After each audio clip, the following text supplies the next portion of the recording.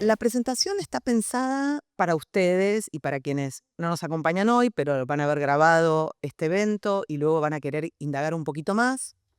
Yo propongo una pregunta, desarrollo alguna idea cortita, porque son 10 y tenemos que llegar para las 7 cumpliendo con todas las preguntas. Por respeto a las 10 preguntas, vieron que siempre los últimos quedan así medio rapidito, vamos a tratar de que no.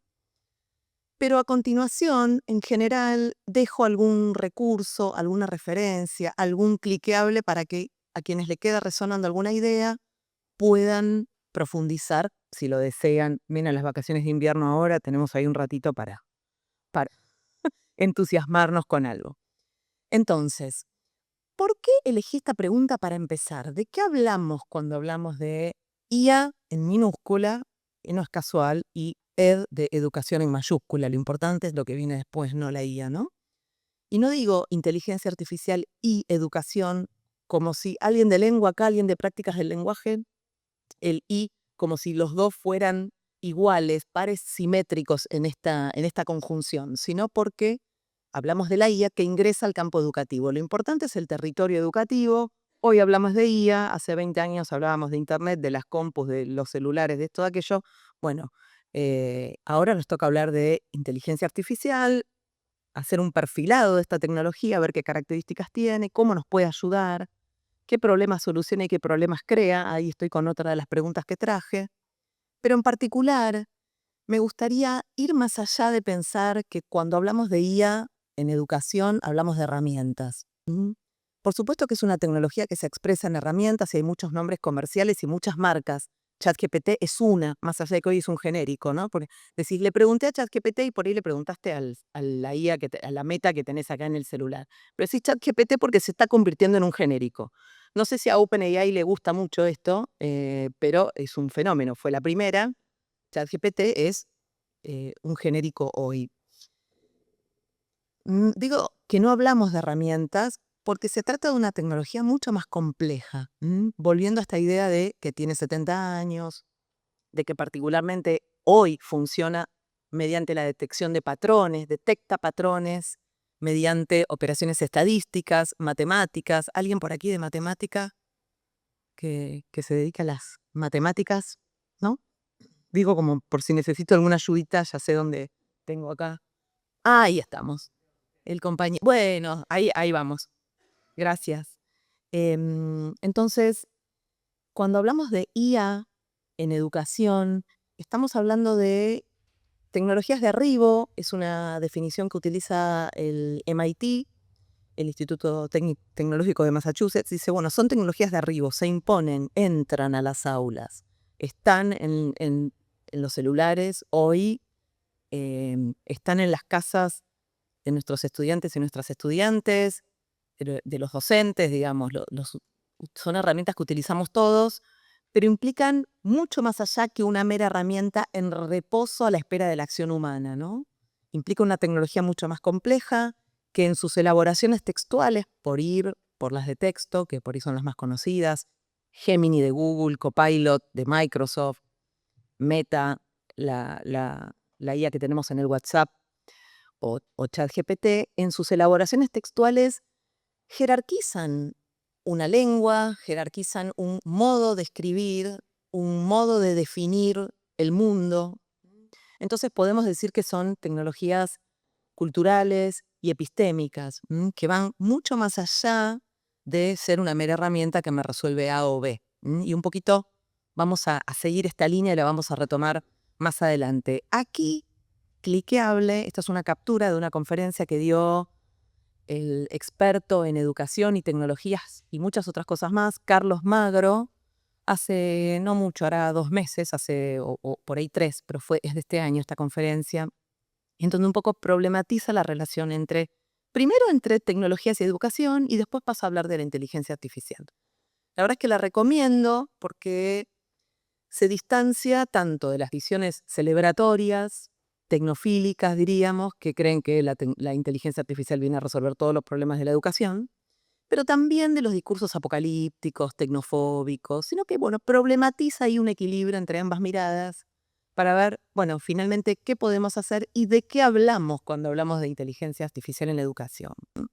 Hablamos de qué tecnologías queremos para nuestra sociedad, hablamos de qué voy a invitar a mis estudiantes a hacer en el aula, por supuesto dependiendo de la edad, del nivel, etcétera, con estas herramientas, si es que cuento con conectividad de dispositivos, qué voy a hacer yo desde mi rol docente para explorarlas, a ver si efectivamente me pueden ayudar. Bueno, él aquí hace unos diagnósticos, dice, bueno, no nos ayudan a ahorrar tiempo, no nos ayudan, digamos, es bastante crítico, más allá de que tiene un discurso a favor de las tecnologías. Así que invito eh, a mirar. Y vengo con varias recomendaciones. Ahora van a ver por qué. ¿Qué está pasando localmente, no? Porque de alguna manera con Carlos Madro nos fuimos a Europa, a España. Él habla desde allí, desde Madrid, aunque en agosto va a estar visitándonos aquí en Argentina. Tiro ahí un leve spoiler para que estén atentos y atentas, sobre todo a sus redes, que él suele compartir todo por allí. Pero ¿qué pasa más acá? ¿Qué estamos haciendo aquí en nuestro país, globalmente, y en la región, en nuestra región?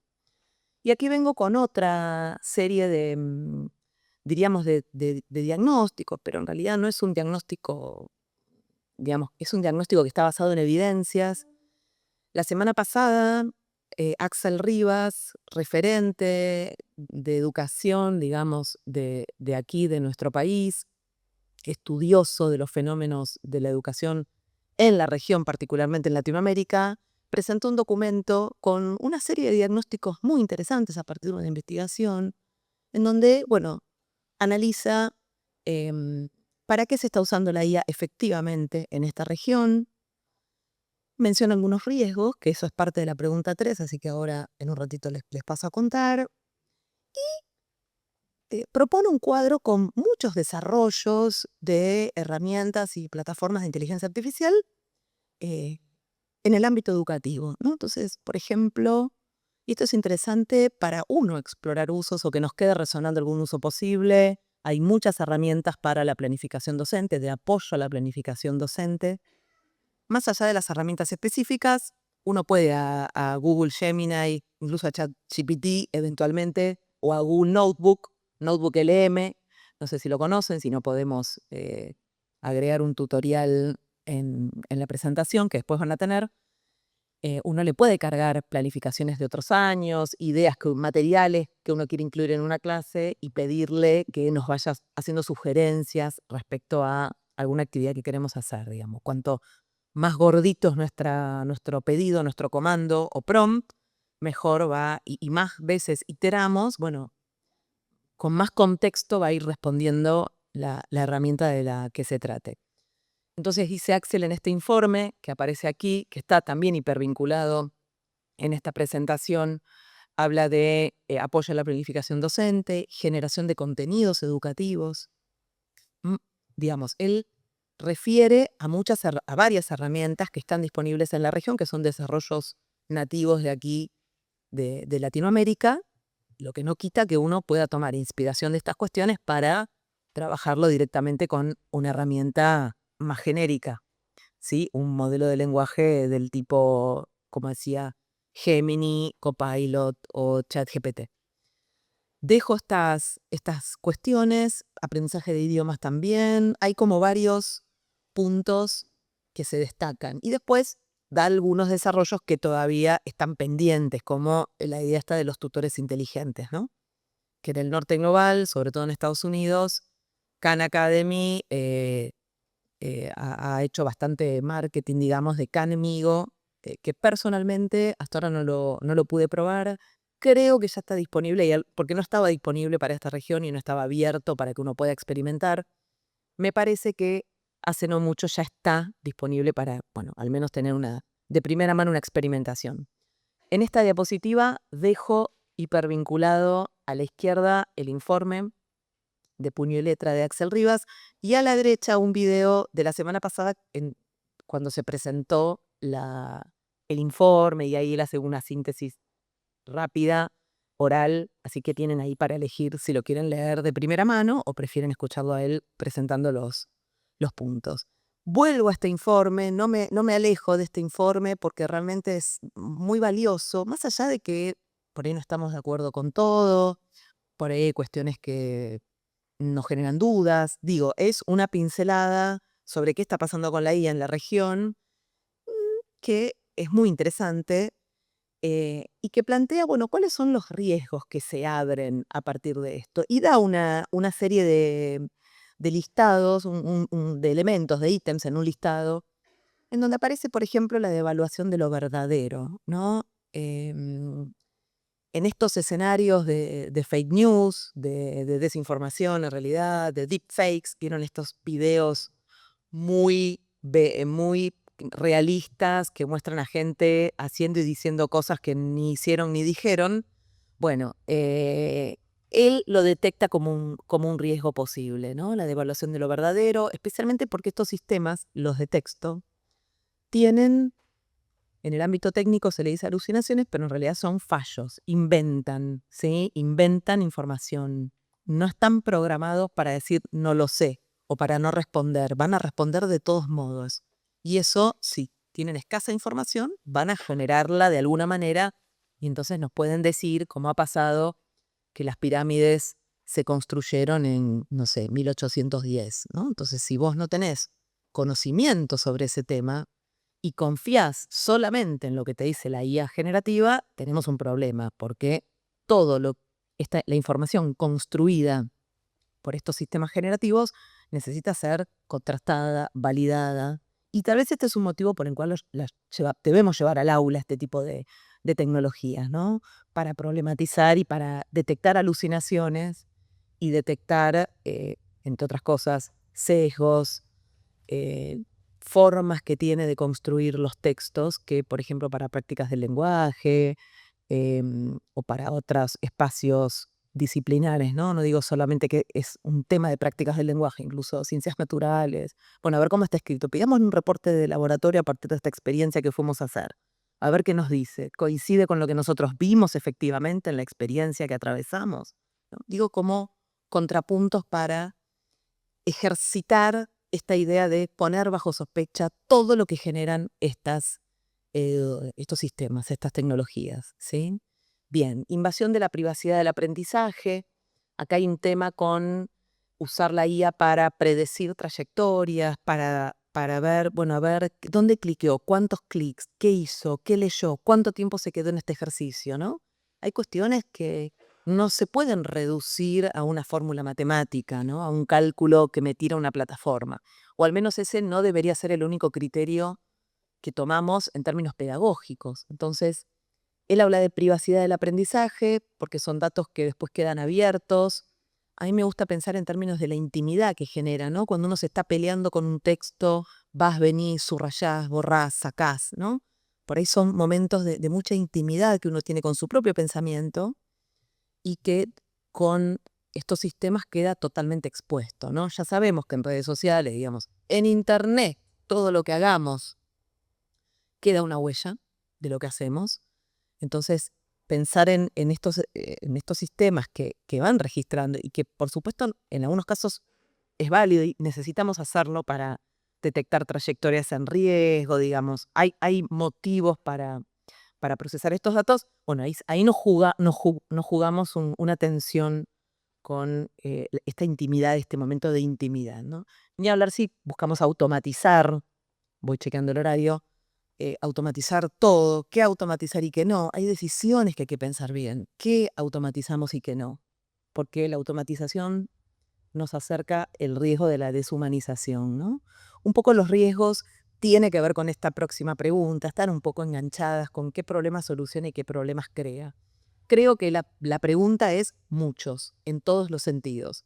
Y acá me gusta traer a Daniel Innerarity, también pensador español, él,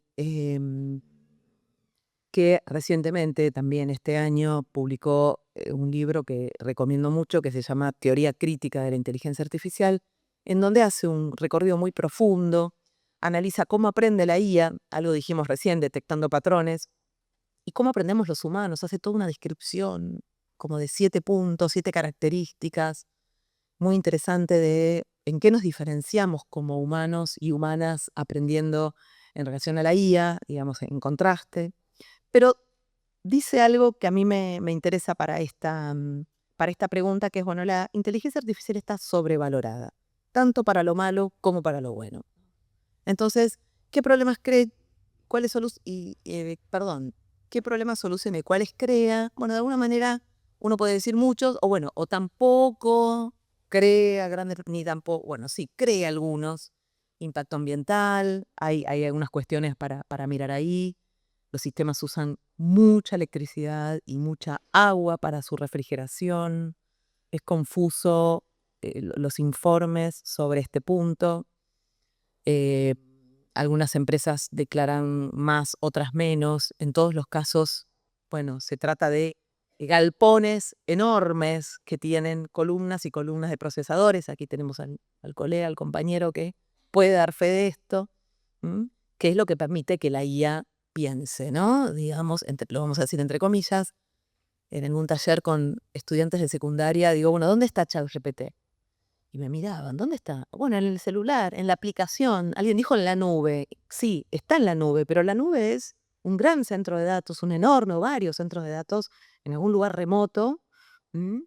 Es la computadora de otro, ¿no? Hay una frase muy conocida que dice, bueno, la nube es la computadora de otro. Finalmente dejamos de tener las cosas alojadas localmente para tenerlas localmente en otro sistema enorme al que podemos acceder desde diferentes posiciones. También. Sí, acá el compañero, y es interesante esto, y esos son por ahí los usos más interesantes para explorar, que es el uso de la IA en local, digamos, ¿no? Seguramente no con una computadora doméstica, con una un poquitito, bien, un poquitito más reforzada en su capacidad muscular, digamos, le ponemos un poquito de músculo y ahí la tenemos. Bueno, interesante, interesante por sí, más allá de nuestros usos individuales, como escuela, como comunidad educativa, nos interesa hacer algún desarrollo, bueno, aquí lo tenemos. En cualquier caso, se trata de tecnologías que detectan patrones en los datos con los que fueron alimentados los sistemas. Siempre pido disculpas por la metáfora antropomórfica, porque no se alimentan de nada, pero es como una manera, es una metáfora para referirnos a esto. En el caso de la inteligencia artificial a secas, la predictiva, la de los likes en las redes sociales, viste que likeaste 2 posteos en redes y después te persiguen publicidades sobre lo mismo que likeaste y decís, basta, basta, ya me compré el libro, ya no quiero más publicidades de esto. Bueno, en ese caso, los datos son nuestros likes, el tiempo de visionado, si terminamos o no tal serie en alguna plataforma de streaming. En el caso de la IA generativa, los datos con los que fue alimentado el sistema son todo Internet, básicamente. Entonces, cuando nos toca pensar en qué problemas soluciona y cuáles crea, entender cómo funciona. Y fíjense que acá predice la próxima palabra en función del peso probabilístico que tiene cada una. Elige de todas las opciones que hay, no son 3, son millones y millones, bueno, no sé, unas cuantas, en función de ese peso, y así va construyendo oraciones, párrafos, ensayos enteros. La miro acá, la profe de lengua, ¿no? Ensayos enteros. La opción de Deep Research, por ejemplo, de Gemini, es impresionante. Hoy ya te genera un artículo de 18 páginas con referencias académicas, etcétera, ¿no? Todo chequeable, todo para supervisar de parte nuestra.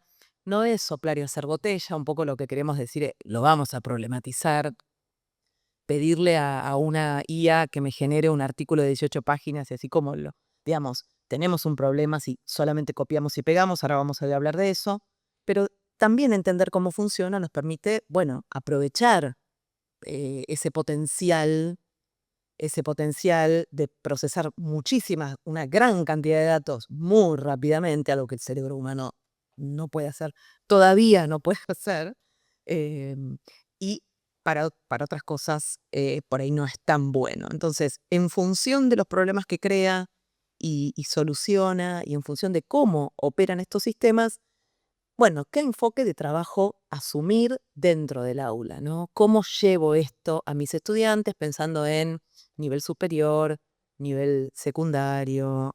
Digo, hay casos de escuelas que ya están trabajando desde tercer o cuarto grado con la guía docente, con estos sistemas, entendiendo que la guía vino para quedarse, que más allá de estas tensiones ambientales, laborales, culturales, lingüísticas, podemos después ponernos a ampliar un poco por ahí.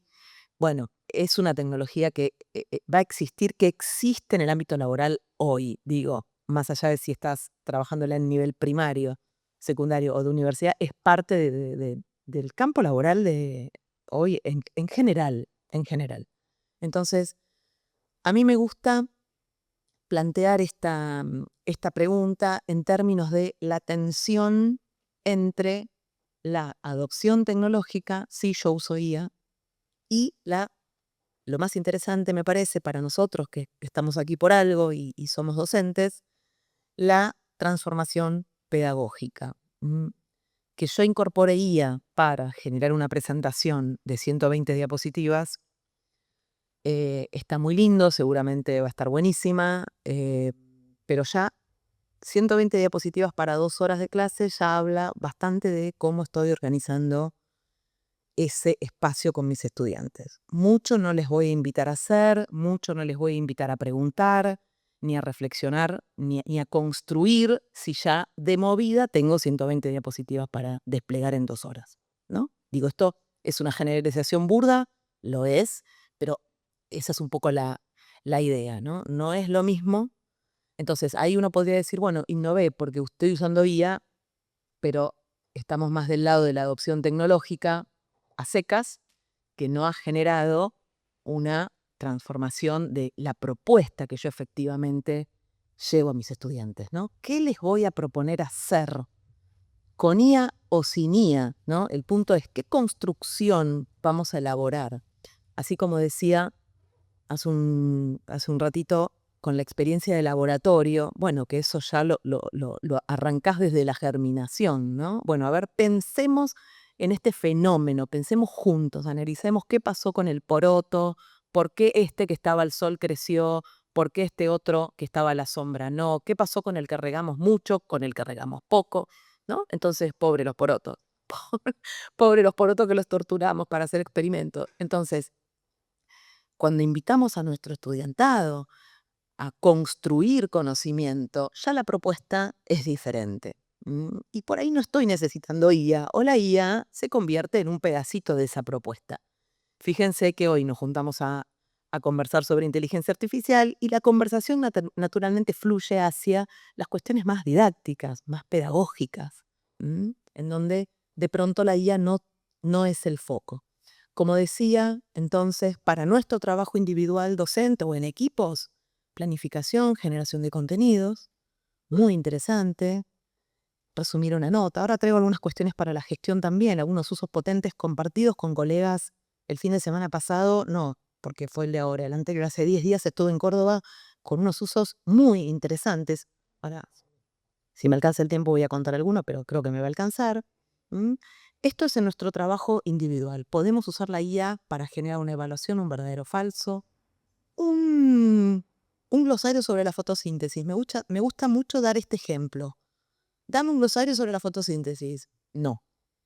Estoy trabajando con estudiantes de tal edad. Trabajamos estas ideas. Le doy yo los 10 términos. Le pido que me haga entradas en ese glosario de tantas palabras, que incluya ejemplos. Si tengo el material, también se lo cargo. Entonces no es lo mismo un glosario random que me va a generar igual a partir de esa detección de patrones que veíamos antes, que si yo le oriento esa generación con mucho más contexto, con este prompt más gordo, me gusta decir a mí, ¿no? En alusión al Aleph engordado viene este proyecto de, nunca me acuerdo el nombre, el apellido del autor, que es muy difícil, duplicó la cantidad de palabras del Aleph. Entonces, el Aleph engordado tuvo un juicio por María Kodama. Bueno, la pasó mal con su proyecto. Bueno, a mí me gusta hablar de prompt engordado. Cuanto más contexto le damos a alguna herramienta de IA, mejor es, ¿no? Esa generación. Y si encima le cargo el material que estoy trabajando o algún glosario que tenía o con el que quiero, mejor. Entonces, para mi trabajo uso la IA, pero de cara al estudiantado, les cuento que lo usé, que esto está generado con IA. Muestro cómo fue ese proceso. Muestro, hasta incluso puedo mostrar el prompt, cómo fue ese primer prompt, qué me dio, no me gustó, qué agregó. Puedo mostrar el historial incluso de edición de ese glosario que yo estoy llevando para la actividad que vamos a realizar, para el repaso que tengo que hacer. Transparento mi uso de IA con mis estudiantes a los fines de modelar ese uso, que ellos y ellas vean cómo usé la IA para que luego entiendan que es por ahí, que no es pido, copio, pego y ya está, que es el uso transaccional que ahora vamos a detallar. Entonces, emerge una oportunidad pedagógica donde antes no la había. ¿Mm?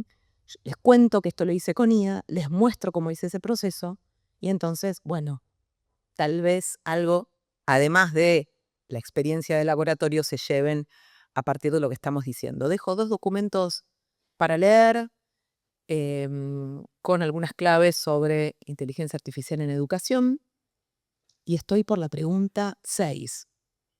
Bueno, ahí vamos. ¿Cómo lo uso desde mi rol, tanto docente como de gestión? Aquí dejo algunas ideas, no las voy a recorrer todas, pero por ejemplo me ha pasado de esto hace 10 días compartir con colegas de la provincia de Córdoba que algunos directivos me decían, bueno, participé en una reunión, tomé notas a mano. Quiero decir que traje mis notas, que al final no las estoy usando, pero bueno, las tengo acá de aseguro emocional. Pero la persona con la que hablaba, una directora, me decía, bueno, yo en la reunión tomé notas. Tenía que resumirlas, expandirlas, tenía como que resumir una parte, elaborar un informe, no podía, no encontraba el tiempo, me lo reclamaban, dale, dale, mandanos, bueno. Le saqué una foto a mis notas y se las di a alguna guía generativa, no me acuerdo cuál era, y le pedí un informe para, teniendo en cuenta esto, y este punto. Claro, estuviste en la reunión, tomaste notas de la reunión, entonces perfectamente cuando, a diferencia del otro ejemplo que di de las pirámides, en donde si no sabes cuándo se construyeron, en qué lugar, cómo, etcétera, no tenés claves para validar si se construyeron en 1810, ¿sí? En este caso, estuviste en la reunión, tomaste notas, tenés perfectamente la experiencia para eventualmente validar ese contenido, ese informe que te escribe la guía, ¿no? Bueno, usos de ese tipo un montón.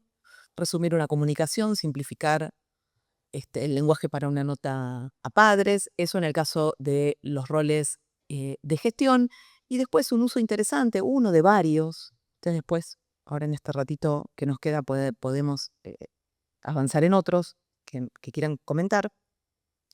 Después, ¿qué pasa si en otra de las alternativas em, editamos entre todos un texto generado con IA? ¿Mm? Porque que esta es una actividad que hemos realizado con mis alumnas de la maestría que están aquí, un texto más académico o menos académico, narrativo, argumentativo. ¿Qué pasa si nos ponemos a editar un texto generado con IA? Cuando nos ponemos a editar, digo, esto puede ser en papel, enseguida tiene que ser en formato online, ¿no?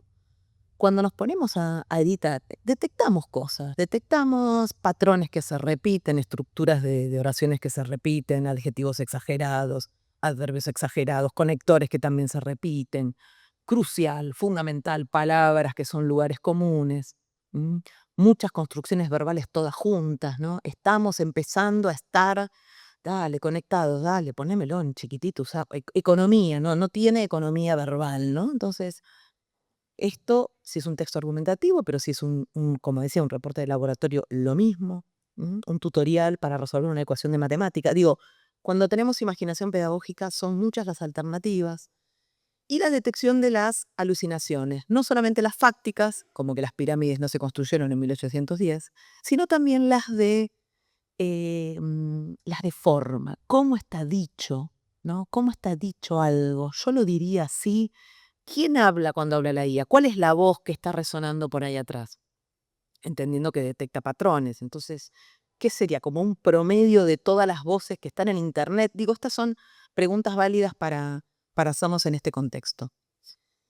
Y cuando pensamos en aprender, y acá nos vamos, vuelvo a lo anterior sobre, bueno, a ver, editemos un ensayo o un informe generado o un cuento generado con inteligencia artificial, ¿cómo lo mejoraríamos? ¿Qué nos gusta? ¿Qué no nos gusta? Terminamos haciéndonos esta pregunta, que un poco está empezando a resonar y a mí me pone muy feliz porque son preguntas relevantes. ¿Qué es lo importante de aprender? Y aquí, a continuación, van a cliquear un posteo de un blog de Nicolás Carr, que está en inglés, pero se puede traducir rápidamente con la tuerquita, lo ponemos para traducir en español, que él se hace esta pregunta, es un posteo de hace 2, 3 semanas como mucho, en donde dice, bueno, el, el- lo importante de aprender es el producto final, es el ensayo, o el ensayo en todo caso, él va a decir es un proxy, ¿no? Es como algo, una evidencia de algo más profundo que tiene que ver con todo ese proceso de escritura y de aprendizaje que ocurrió previamente, ¿no?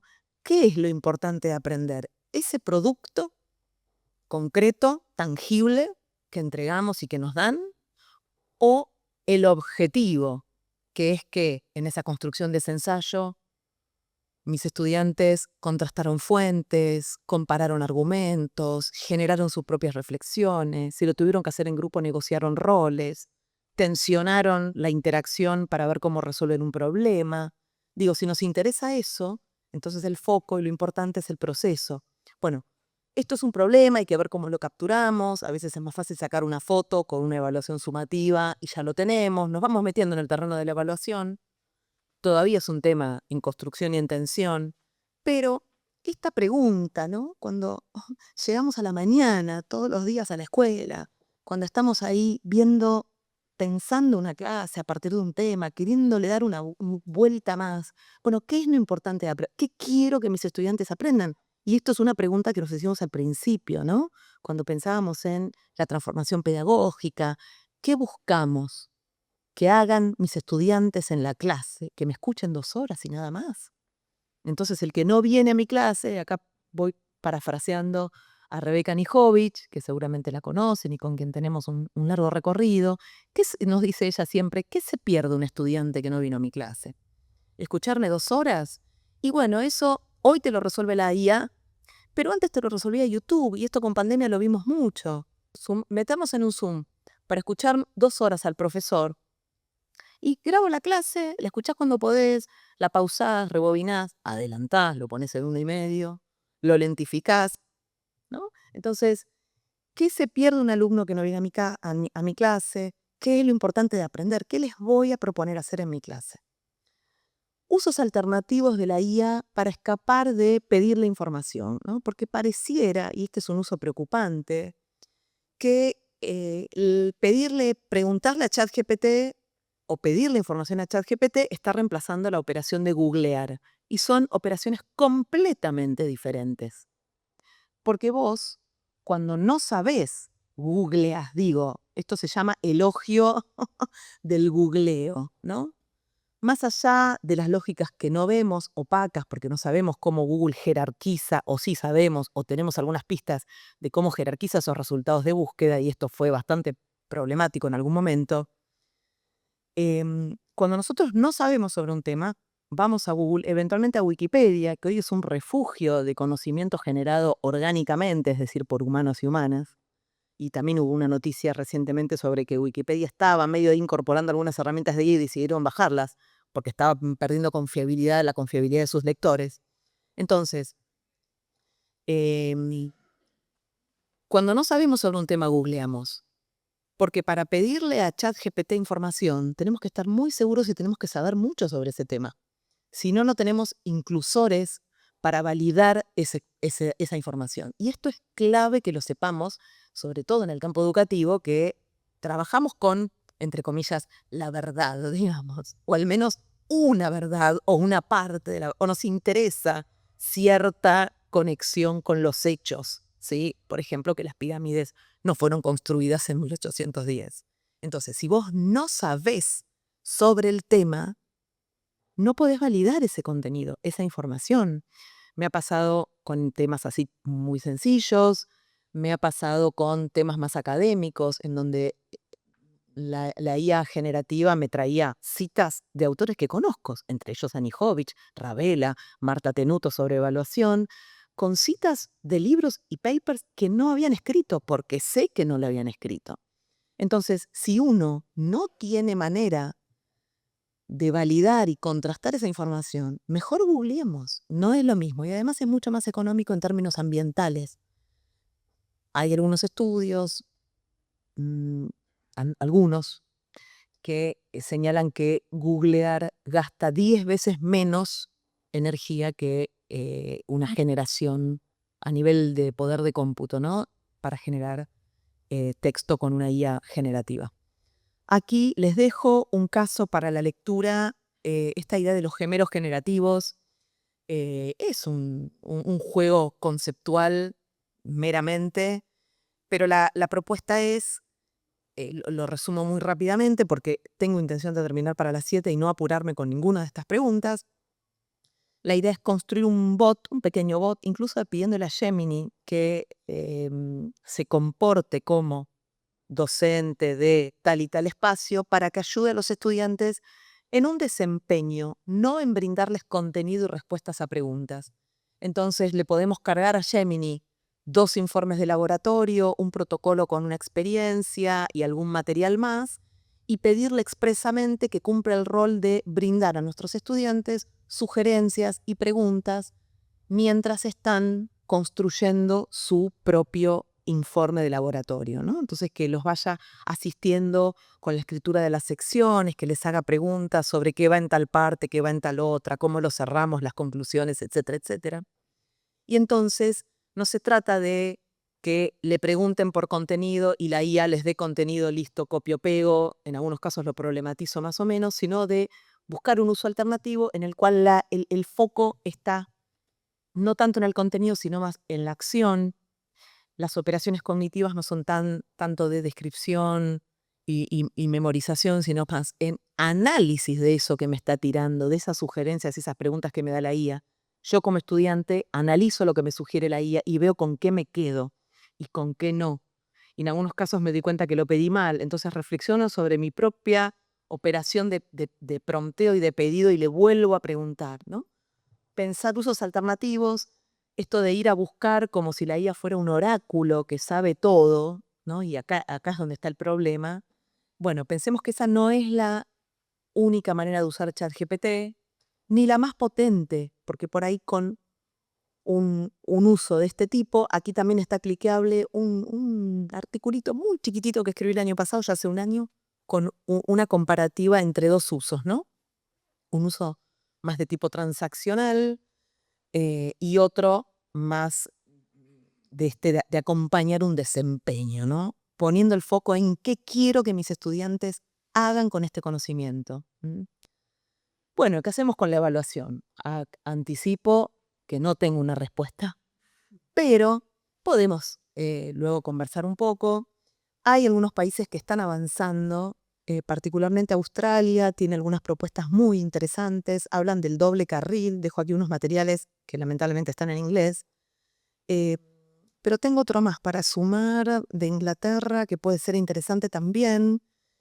Hablan de ir por el doble carril, de ir por evaluaciones más de tipo sumativo, saco fotos de dónde están mis estudiantes y eso lo hago desconectado de la tecnología, es decir, a mano, presencial en el sentido tradicional, y después otro conjunto de evaluaciones más de tipo formativo con foco en el proceso en donde les pido que usen la IA, entendiendo que el mundo es un mundo con IA, que hoy periodistas usan inteligencia artificial, abogados, abogadas, gente del campo de la salud, hay desarrollos muy interesantes, no tanto en IA generativa, pero sí en IA de análisis de imágenes, ¿no? Para detectar patologías mamarias, bueno, diferentes tipos de patologías, usos muy interesantes. En educación lo estamos usando, eh, en el ámbito académico incluso, sin ponernos por ahí muy de acuerdo sobre algunos matices, pero de a poco esto es parte de los contextos laborales. Entonces, mejor, bueno, al menos problematizarlo en el aula. También un poco para ir en contra de esta idea de que si no usas IA, o si no estás hablando de esto, o si en tu tu clase o tu taller o lo que sea, no hablas de inteligencia artificial, estás out, ¿no? Está como un poco esta obligación de tener que hablar de la inteligencia artificial. Bueno, a ver, bajémonos también de esto, desaceleremos, pero bueno, pensemos cómo rescatar evidencias de los aprendizajes de mis estudiantes. No, bueno, pidamos en un trabajo de escritura toda la iteración, habilitemos el uso de IA y vayamos y pidamos en un anexo, total, hoy no quemamos árboles porque va todo por mail, podemos pedirlo por mail, por chat, como sea, un poco igual quemamos con el uso de la IA, ¿no? Lo que estaba diciendo al principio. Pidamos toda la iteración. ¿Qué le preguntaste? ¿Cómo le preguntaste? ¿Qué detalles le diste? ¿Cómo le dijiste? ¿No? Y sobre esa versión final que te dio, ¿qué editaste? ¿Qué cambiaste? ¿Qué sacaste? ¿Qué agregaste? ¿No? Entonces es divertido ver las ediciones que nuestros alumnos hacen de esa versión final. Hay como diferentes estilos de edición. Esto es un trabajo, es una construcción. Hay algunos que agregan cosas al final, otros que agregan cosas al principio, otros que se pelean totalmente y tachan todo y sacan palabras y ponen, ¿no? Uno desde el historial, y esto también está transparentado con ellos, no es a los fines del control, sino es a los fines de, bueno, a ver, mostrame cómo lo editaste, ¿no? Y es muy interesante ver cómo fueron esas ediciones. Así que aquí dejo cliqueables estos materiales y vamos por la última, la de esta semana, ¿no? Nos pisa los talones, nos va a volver más tontos la IA. Salió un paper esta semana, la semana pasada, y en el borde de estos últimos días, un paper del MIT que dice que efectivamente se midieron las ondas cerebrales, vieron con estos casquitos que se te van iluminando, que dice que aquellos que usaron IA generativa de texto para la escritura de ensayos, bueno, se les iluminaron menos partes del cerebro, usaron menos el cerebro, las ondas alfa, beta, gamma, bueno, en fin, una serie de ondas, no es mi especialidad, bueno, indicando que hay una cierta, no vamos a decir atrofia, pero un poquito, estamos dejando de usar algunas zonas del cerebro, ¿no? Es interesante. Hugo Mu, pereza intelectual, se está hablando también de descarga cognitiva, de esta idea de, bueno, dejamos de memorizar los números de teléfono. 4244-2403 era el teléfono de mi mejor amiga de la primaria. Bueno, sí, claro, década del 80 ya no existe más. Ni tenía 4, vamos a decir todo. El 4 vino después. Entonces, dejamos de memorizar números de teléfono, dejamos de aprendernos las calles porque total Maps o Waze nos traen. Bueno, de ese mismo modo dejamos de tal y tal. Bueno, que existan las calculadoras no quiere decir que no tengamos que aprendernos las tablas y que tengamos que dejar de sumar y restar, porque cuando estás en la carnicería esperando que te hagan la cuenta, necesitas saber qué vuelto me tienen que dar, ¿no? Más allá de que hoy pagamos con el celular en todos lados. Entonces, ¿por qué traje esta pregunta? Y ya vamos cerrando y vamos a habilitar un espacio de preguntas. Hay muchos estudios, todavía no hay un acuerdo definitivo sobre esto, porque así como salió este estudio, que tiene algunos problemas, más allá de que es interesante y que tiene mucho rigor, se hizo sobre un grupo de 54 personas, poco, hay que ver de qué cultura, de qué lengua, en qué contextos, en qué sentidos, norte global, segura, digamos, 100% seguro. Al final del estudio, que es lo más interesante, que es cuando se sacan estas conclusiones, bueno, a ver, ¿qué pasó con los que solamente usaron IA y ahora no tienen IA porque ahora son solo usar tu capacidad? ¿Y qué pasó con los que habían usado solo su capacidad y ahora les damos una IA, ¿no? La última etapa del estudio son solamente 18 personas que divididas en dos grupos me dan 9 cada uno. Es decir, que todas las conclusiones del estudio, que tiene 206 páginas y que no leí el propio resumen que hizo el MIT de ¿no? Porque esa es otra cuestión.